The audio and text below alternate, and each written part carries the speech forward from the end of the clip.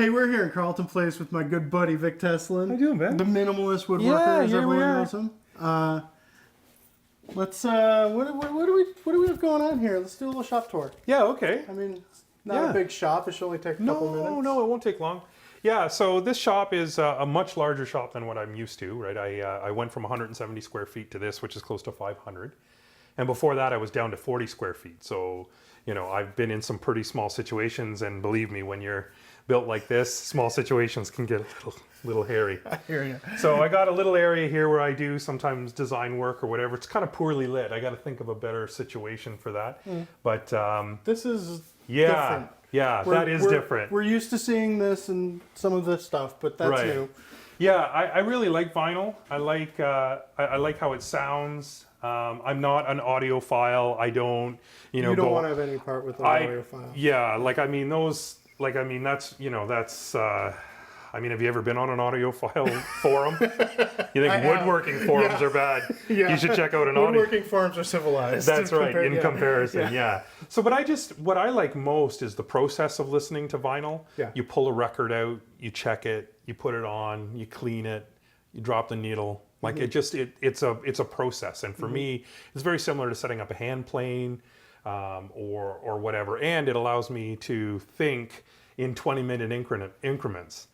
So when I'm cutting dovetails and stuff, I think, oh, okay, it's taking about 20 minutes, and then I have to flip the album, and then, you know, so I get this idea of how my work is progressing without actually looking at a clock. Yeah, just set in built-in breaks. That's right. Yeah. Absolutely. And you get up and you can, because your focus gets so tight, right? When you're dovetailing and stuff like that, it's good to look up every once in a while. And I find 20 minutes is a great time increment to kind of do that. Interesting. Yeah, All yeah. right. So over here we've got your bench. Yep. Nice Nicholson style. Yep. Very simple, very spare. Hand tools. Yeah, this is what originally came into the shop. So I did a lot of hand tool work before because I had to. I had no choice. I didn't have a lot of room for machinery, and so everything that's in here is what came from, you know, from the other shop.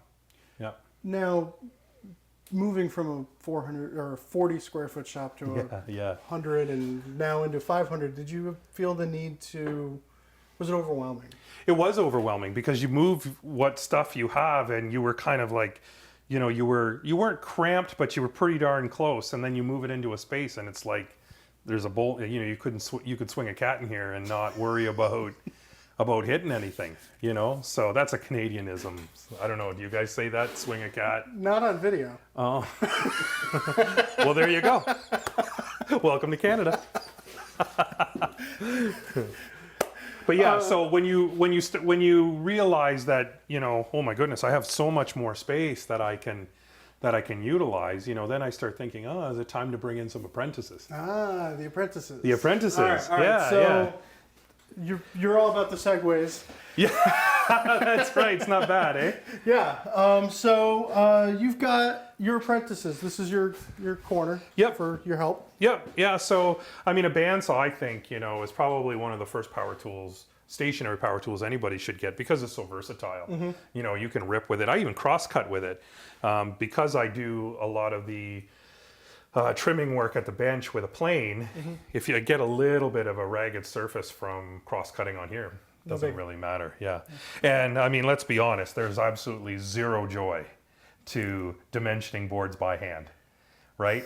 I know how to do it. And when I didn't have this, I did it. But I've done it once. Right. And that's all I need to do. That's all you need. Yeah. Right. So for me, you know, this is a real time saver. You know, and a nice little dust collector that, you know, it's not too big, just enough to handle these two tools and that sort of thing. So for me, this is a nice to have. Yeah, for sure. Yeah.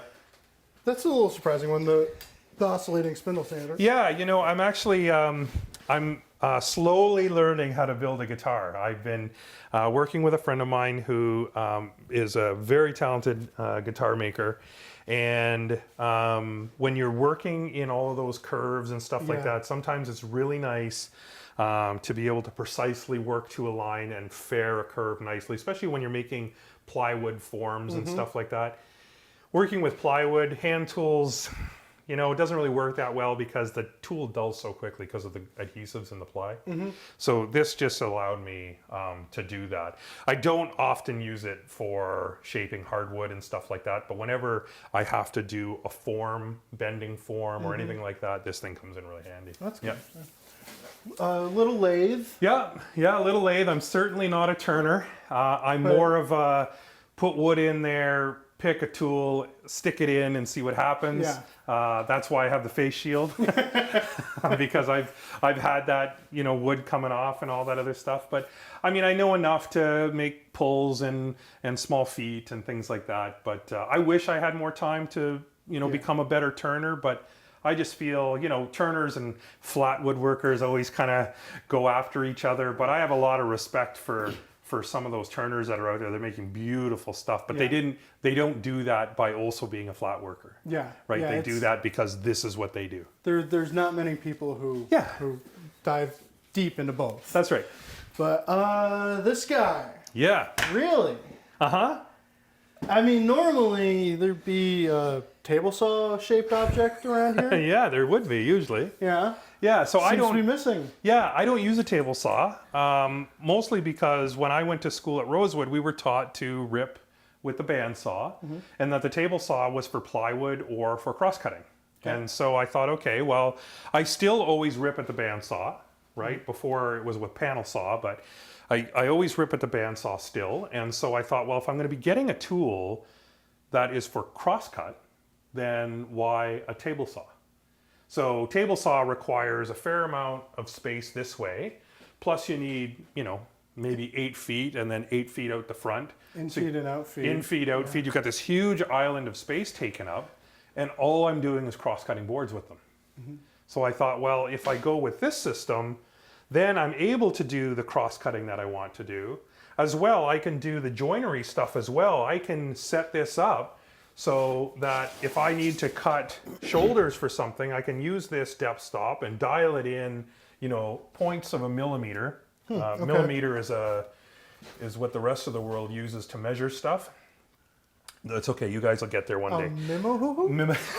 That's right. Yeah, it's kind of like an inch, but better. Yeah, and so it allows me to kind of dial in. So if I want to cut shoulders, I can do that. You know, I can set a stop so that I can get multiple pieces done. I can also cut a dado with this. You know, and there's other tools I can run on this track, a router, for example, and stuff like that. So for me, this is, you know, this is way more versatile a tool than what a table saw would ever be for me. I recognize that you can do all those things on a table saw, but I like this compactness. Yeah. You know, because if I put it, you can imagine, if I put a table saw in here, I'm going to eat up a lot of what feels like a comfy shop. Yeah, this is nice. Yeah. You're not crowded in here. That's right. Table saw. You got it. It's getting tight. It's getting tight. Yeah. Yeah. So clamps. Oh yeah. Nice selection of clamps. Yeah, the usual suspects.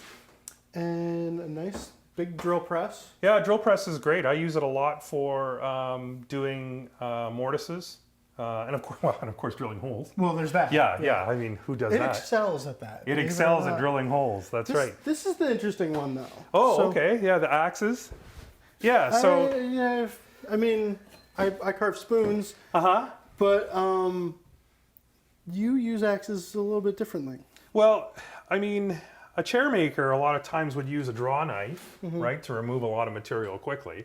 But I like using a bench axe. This one's got a flat surface on the back side, and that allows me, like, if I'm going to start a piece of wood off, you know, to do a under bevel or whatever for a tabletop, I can remove an awful lot of material with this, right, as opposed to, I mean, if I had a table saw, I suppose I could tilt it up on its edge and run it along there, but that's always a scary proposition because it makes that sound when it tilts, you know, like that.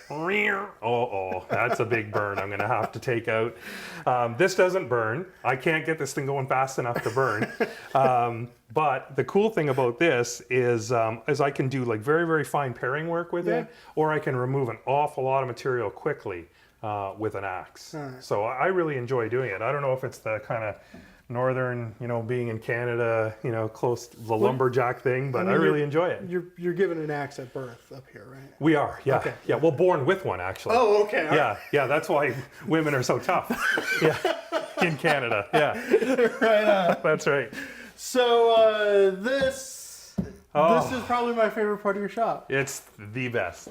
So running water in the shop allows me to, take care of water stones, things like that. It allows me to rinse them off when I'm doing my flattening routine, because I kind of slave one off the other to get them flat. Okay. And so that allows me to wash away any swarf, and then just even being able to wash and to clean things. Like it seems like your hands. Even your hands, like sometimes you're working with a wood, like I don't know, certain people when they work with walnut, it leaves that black, and it has to do with your pH in your skin. But I thought it was cooties. Oh no! Okay. Well, maybe it is. In some cases, maybe it is. But yeah, so just having the ability to kind of clean things, and like I do some spray finishing, and so all of it's waterborne finishes, and so you have to have a way to be able to wash all that, because if not, you run the risk of it going off in the gun, and then you've got a big problem on your hands. Broken gun. You got a broken gun. Yeah. This. Oh yeah. Show everyone what's in here. Yeah, so this is how I learned to store water stones from the school I went to. So those are my two coarsest stones, my 1,000 grit and 3,000 grit. And this is just a piece of ABS pipe that I've glued the bottom on so that it's watertight. And then this is just a temporary cap that goes over top. And then it's just a nice way to store your stones. Nice and compact. Yeah. I used to keep them in a big bucket. Yep. But this allows me to just keep them up there where I need them. The finest stone doesn't need to be soaked, of course. It can just get misted. Down.